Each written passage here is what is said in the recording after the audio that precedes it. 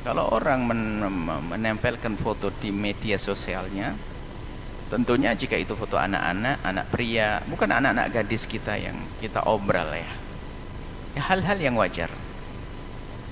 Kalau wanita itu wanita memang mulia dan wanita itu harus dijaga dan ditutup, ya sebaiknya ya kalau anak gadis ya jangan diobral di media sosial.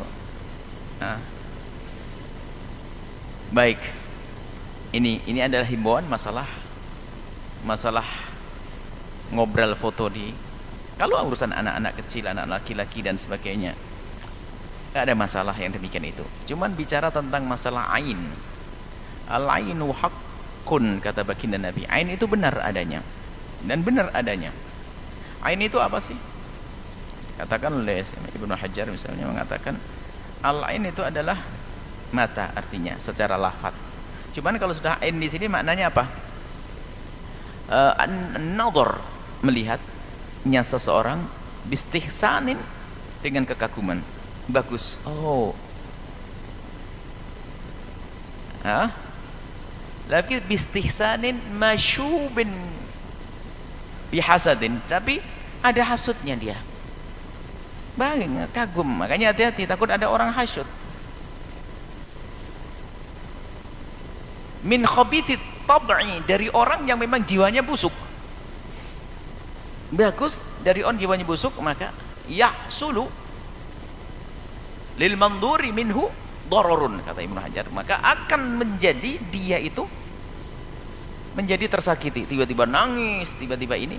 Jadi muncul kadang ada hasud, pandangan dari orang yang menghasut, pandangan kagum. Jadi karena tampak ganteng, tampak ini, tampak, kemudian ada pengaruhnya dari yang jiwa busuk tadi, ada hasud di dalamnya yang masyub bil hasad tadi, kemudian menjadi pengaruh. Itu ain, seperti itu yang diceritakan oleh para ulama.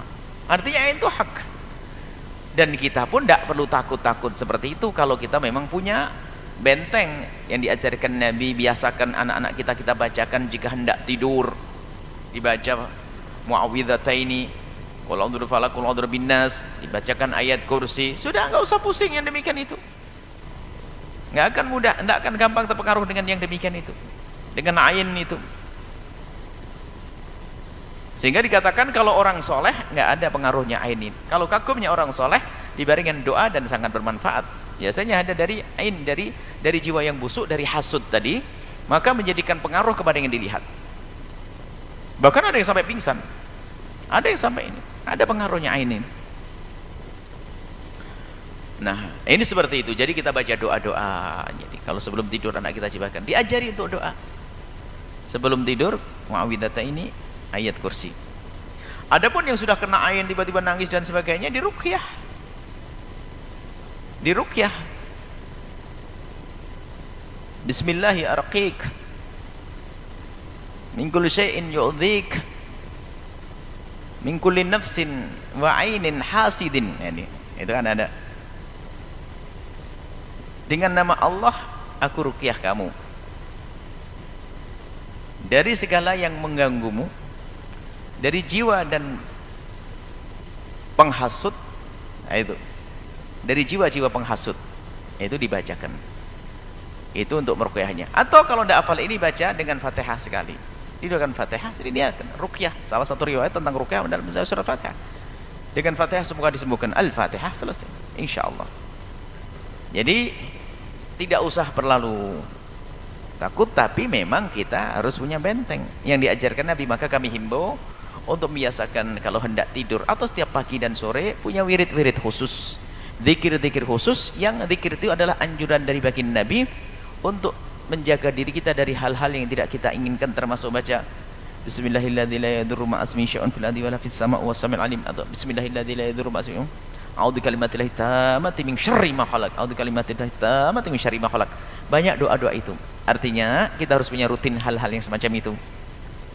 Tidak banyak tapi rutin, insyaallah. Baik, ini adalah masalah ain. Wallahu a'lam bissawab. Nah, yang mau saya tekankan di sini, hasid itu kan yang pemiliknya, yang punya penyakitnya. Jadi Anda bayangkan saking bahayanya penyakit ini, jangankan kita yang terinfeksi, Kita nggak kena penyakit pun diminta oleh Allah berlindung dari yang punya penyakitnya. Ya. Kan ayat ini berkata, "Qul a'udzu birabbil falaq." Katakan, saya berlindung kepada Allah, kan? Penguasa waktu subuh, ujung ayatnya, dan saya berlindung kepada Allah dari orang-orang yang punya penyakit iri saat penyakit itu muncul dari dirinya.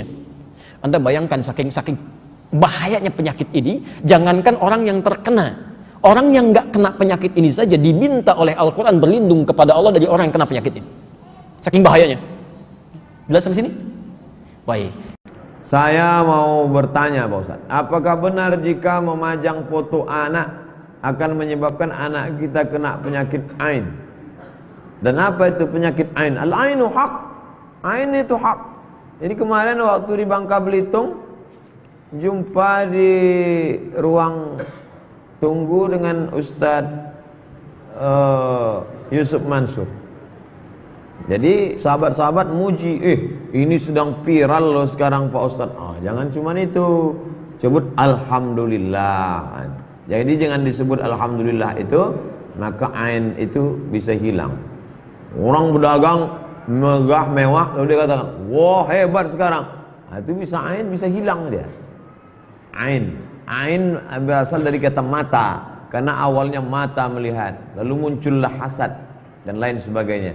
Maka ucapkan Alhamdulillah, pujian kepada Allah, salah satu cara mendekatkan diri kepada Allah Subhanahu wa taala. Cantik anaknya, lucu ya, Alhamdulillah. Alhamdulillah. Istrinya solehah ya, Alhamdulillah. Istri siapa tuh? Istri kawan saya. Istri kawan. Apakah ain itu? Ain penyakit mata. Ain artinya mata. Kata Nabi SAW, innal aini lal haq. Mata itu, penyakit mata itu benar ada. Penyakit mata dalam agama kita termasuk membutuhkan ruqyah, pengobatan dengan ruqyah. Disebabkan karena hasud. Jadi orang kalau membiasakan hatinya naudzubillah dengan iri, dengan dengki, itu bisa berpengaruh kepada pandangan matanya. Ciri-cirinya, ya kalau ini ada pada antum harus bertobat kepada Allah. Ya, bertobat agar Allah hilangkan. Setiap kali lihat ada orang punya kelebihan pasti dia dengki, walaupun lisannya tidak mengucapkan itu. Ada orang pakai mobil lebih bagus, kenapa ya? Gitu kan? Iri. Ada orang lebih baik kerja, ada orang lebih memiliki kelebihan fisik. Ini semua bahaya, bisa menyebabkan penyakit ain. Makanya kata Nabi SAW, kata kuncinya jangan lihat kepada orang yang di atas kalian, tapi lihatlah orang yang di bawah kalian, karena itu akan memudahkan kalian mensyukuri nikmat Allah. Karena sudah disyukurin maka akan ditambah oleh Allah SWT. Dan ingat, Allah dengan kemahaadilannya sudah menentukan rezeki masing-masing. Jangan pernah cemburu dengan orang lain. Tidak perlu cemburu dengan orang lain. Sudah begitu Allah aturkan, gitu kan? Kata Allah SWT, am yahsuduna an-nasa ala ma atahumullah min fadli. Apakah mereka menghasuti orang-orang yang telah Allah berikan karunia dari sisinya? Untuk apa? Gitu kan? Tidak perlu. Allah SWT yang menciptakan sesuai dengan jenjangnya masing-masing. Iri dengki ini adalah kita merasa jengkel, merasa tidak nyaman kenapa orang yang di hadapan kita punya kelebihan, gitu kan? Dan kita berharap kelebihan itu hilang dari dia.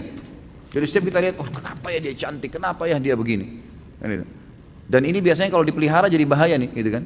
Jadi berbahaya kalau hati selalu iri dengki ini, maka hatinya jadi busuk dan ini bisa mempengaruhi matanya, namanya mata panas, ain, penyakit ain namanya. Itu kalau dia lihat sesuatu itu bisa merusak, gitu kan? Kata Nabi SAW dalam hadis, mayoritas umatku meninggal memang ajal datang, tapi sebabnya adalah ain, justru karena hasutnya orang, gitu kan?